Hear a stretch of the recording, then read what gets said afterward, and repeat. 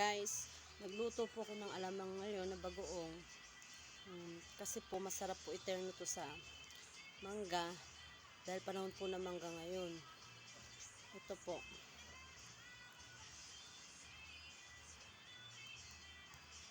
Po siya guys.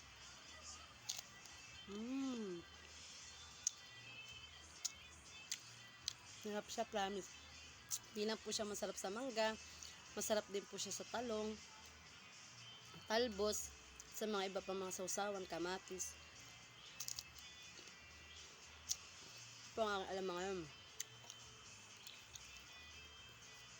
Lagyan ko po siya ng kape, pampakulay, suka para di po agad masira, at asukal. Depende naman kung gusto nyo na may sili, sa may mahilig sa sili. Try nyo na. Makakamura pa kayo pagka kayo nagluto sa bahay kaysa bibili kayo, sigurado pang masarap. Promise. Masarap siya.